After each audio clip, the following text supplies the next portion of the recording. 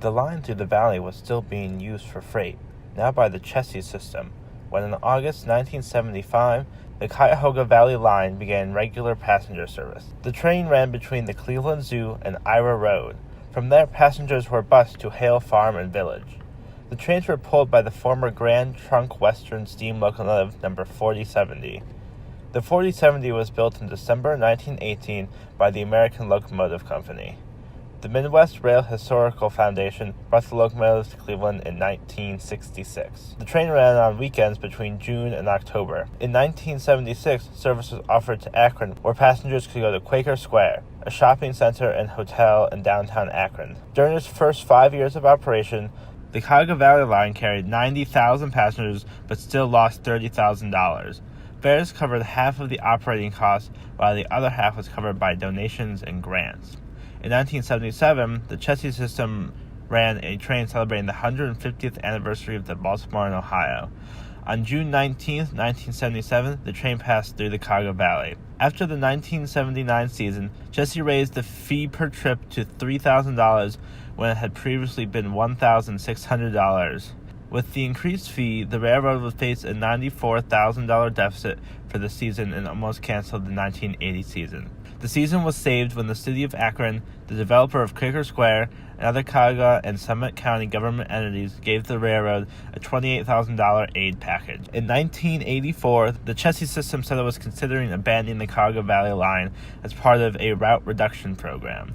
Trains that once used the line were now originating in different places, and the line was of no use to the Chessie any longer. Chessie stopped using the line in December 1984 and officially abandoned the line in 1985. As a result of this, the Cuyahoga Valley Line did not operate in 1986 or 1987. However, in September 1987, the National Park Service bought the line through the valley.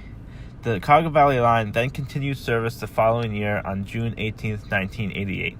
The Cuyahoga Valley Line acquired its first diesel in July 1988. The 1990s presented many problems for the Cuyahoga Valley Line. The 1990 season did not start until July 21st because mechanical problems sidelined 4070. Trains also could not go into Akron because the Howard Street Bridge was condemned. As a result, ridership plummeted and trips were canceled. On the bright side, trains started stopping at the Canal Visitor Center, and service increased to twice a day. In 1991, the Cuyahoga Valley Line acquired 5 passenger cars and a baggage car. This is also the same year the Cuyahoga Valley Line did not renew their contract with the Midwest Rail Historical Foundation. The Midwest Railway Historical Foundation owned number 4070, the passenger cars used on the Cuyahoga Valley Line. Also in 1991, the National Park Service announced it was going to build a 22-mile hiking and biking trail on the old towpath of the Ohio and Erie Canal through the Cuyahoga Valley. With this announcement, the Cuyahoga Valley Line's focus started to shift to serving not just Hale Farm and Village in Akron, but the whole Cuyahoga Valley National Park. The National Park Service also budgeted $3,000 for tire replacement and rail rehabilitation, as well as $50,000 to get the 1991 season started. With the increased funding, the Cuyahoga Valley Line started to launch themed trains. They started with the Nature Train in November 1991 and the Christmas-themed train in December 1991.